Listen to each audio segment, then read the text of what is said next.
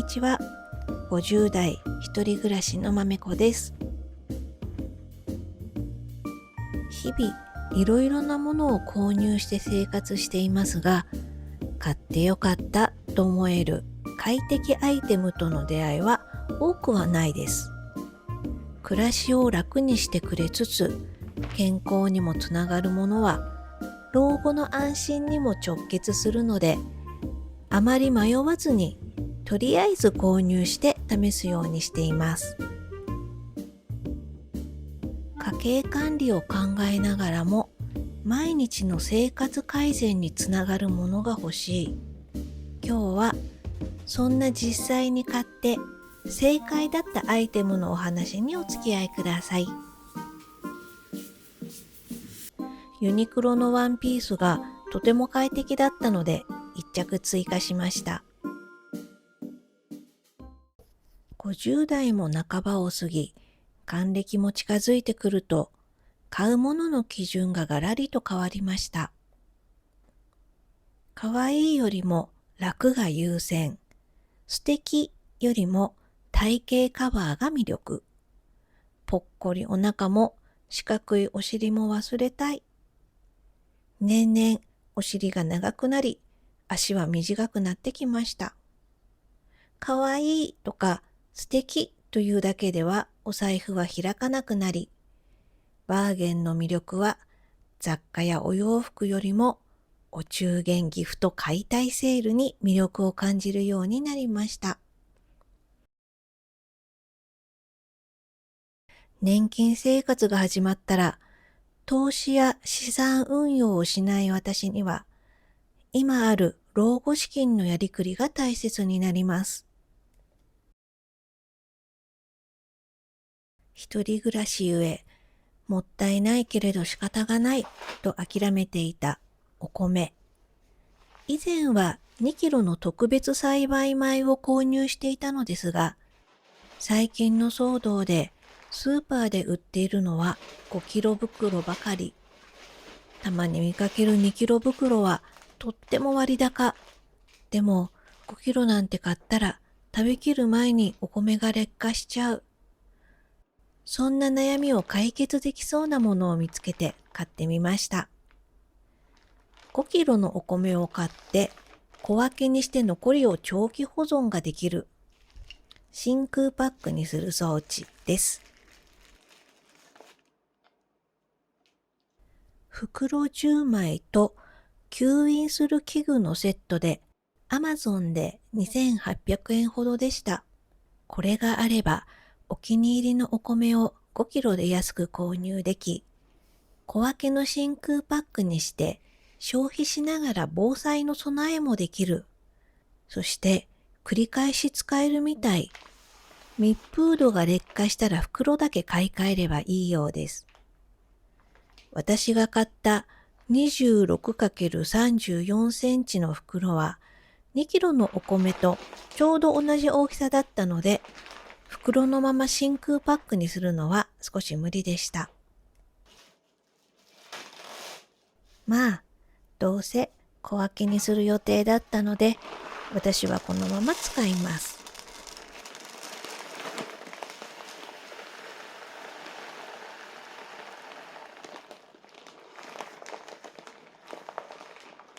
同じような商品いっぱい販売されているのですね。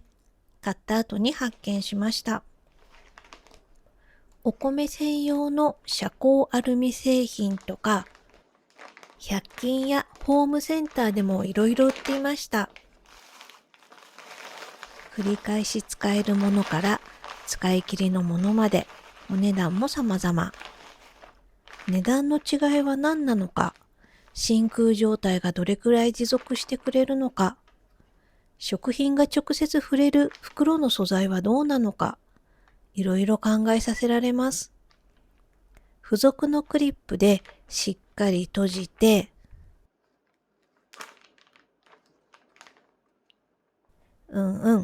しっかり密封されました。そして空気を抜く。逆だった。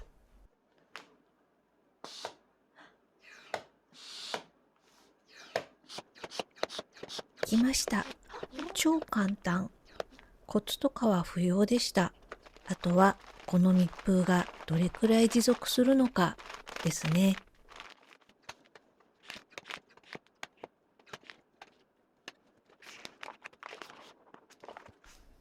実際に再利用可能なのか、一度開封して試してみました。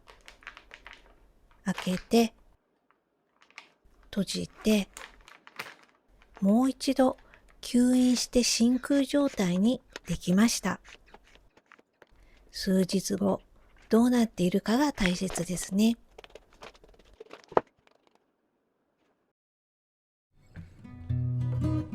さて、いきなり話が変わりますが、髪を切りました。自分で。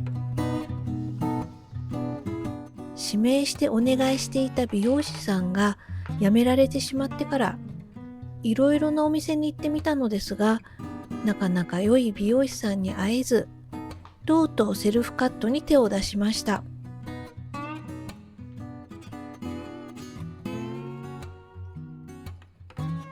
後ろの髪は使っていなかったキッチンバサミが大活躍です。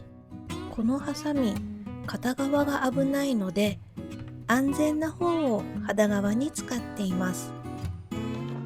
カットの仕方の説明書もついていました。そして白髪染めをやめてブリーチだけにしていましたが、そのブリーチもやめてプリン解消スプレーのみになりました。かけるのはいつも表面に出ている部分だけ。内側は伸びたところがしっかりプリン状態ですが放置です。気にしないようにしています。全体ブリーチは回数を重ねて明るくなりすぎてしまったので、もう少し暗い色にできればカラートリートメントもやらなくてよくなります。いつもの分け目で表面に出ている部分だけブリーチをするようになりました。朝の身支度の時に5、6プッシュを週に3回程度使っています。口コミでは色が抜けないとか痒くなるというコメントも見かけます。商品の注意書きにもあるのですが、当日中に必ず洗髪してくださいと記載されていました。もう半年以上使っているのですが、なかなかなくならないです。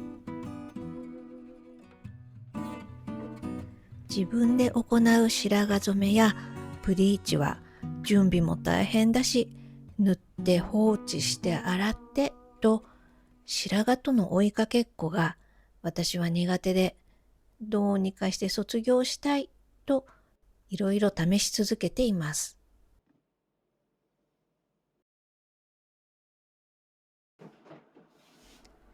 今日のお話の暮らしを楽にした快適アイテムは、結果的に出費を減らしてくれてミニマルライフにつながった気がします。